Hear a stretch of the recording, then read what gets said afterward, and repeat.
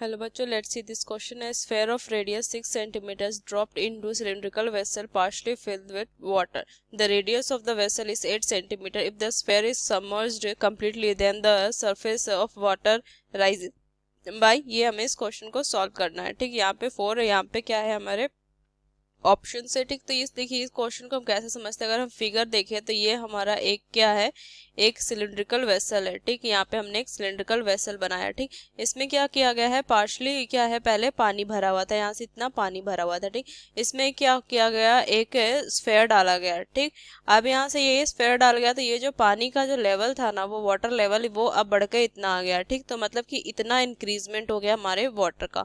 तो हमें यहाँ से क्या निकालना है, यही हमें यहाँ से वाटर राइज जो किया है उसका हमें क्या निकालना है, surface of the water rise, मतलब कि हमें ये एच फाइंड आउट करना है। ठीक, ये हमें यहाँ से एच फाइंड आउट करना है।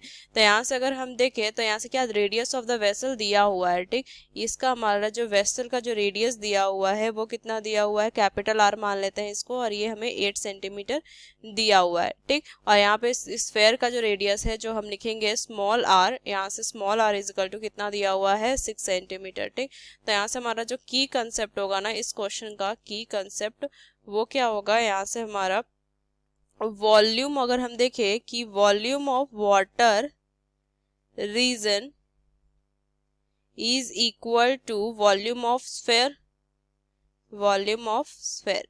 क्यों, देखिए यहाँ से जो हमारा वॉल्यूम इस स्फेयर का होगा वही उतना ही तो पानी क्या होगा, राइज करेगा। ठीक, तो water volume of water region जो होगा वो इक्वल होगा वॉल्यूम ऑफ स्फेयर के।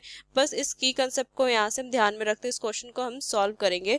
तो यहाँ से अगर हम देखें तो यहाँ से वॉल्यूम ऑफ स्फेयर अगर हम देखें तो ये हमारा वॉल्यूम ऑफ स्फेयर कितना होता है, 4/3 पाई आर क्यू ये होता है। ठीक, और वॉल्यूम ऑफ यहाँ से अगर हम सिलेंडर लिख दें यहाँ पे, और वॉल्यूम ऑफ अगर हम सिलेंडर लिखे तो यहाँ से वॉल्यूम ऑफ सिलेंडर कितना होता है, पाई आर स्क्वायर एच ये होता है। ठीक, अब यहाँ से इस क्वेश्चन को अगर हम सॉल्व करें तो यहाँ से क्या लिखेंगे कि वॉल्यूम, यहाँ से हमें रेडियस तो दिया होता है, रेडियस ऑफ सिलेंडर अगर हम देखें, रेडियस ऑफ सिलिंड्रिकल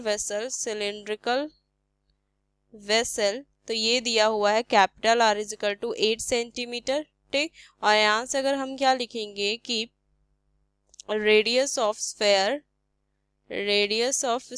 जो दिया हुआ है small R is equal to 6 centimetre. तो यहाँ से क्या लिखेंगे कि volume of water region is equal to volume of sphere, यहाँ से लिखेंगे वॉल्यूम ऑफ स्फेयर।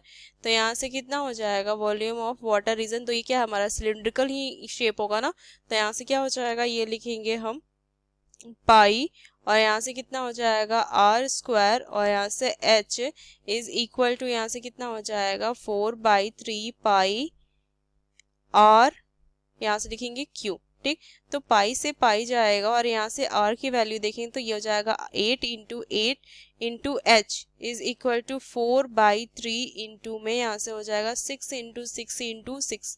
ठीक, तो यहाँ से देखिए यहाँ से हमारा वैल्यू जाएगा ये 2 टाइम्स। ठीक, फिर यहाँ से ये हो जाएगा 2 से 2 चला जाएगा यहाँ से। ठीक, तो यहाँ से कितना हो जाएगा h इज इक्वल टू, यहाँ से लिखेंगे हम h इज इक्वल टू 6 × 6/8 ये होगा। ठीक, तो यहाँ से अगर हम देखें तो ये 2 से 4 टाइम्स में और ये 3 टाइम्स में। ठीक, फिर ये 2 टाइम्स में और ये 3 टाइम्स में, तो h इज इक्वल टू 9/2, तो ये कितना हो जाएगा 4.5 सेंटीमीटर। ठीक, तो यहाँ से हम क्या लिखेंगे कि ये हमारा क्या हो जाएगा, यहाँ से फाइनल आंसर हो जाएगा। तो यहाँ से अगर हम देखें तो यहाँ पे कौन सा ऑप्शन सही होगा, ये पहला ऑप्शन ए जो है ये करेक्ट आंसर है। Using this key concept we solve this question, hope you understood it well, best of luck, thank you.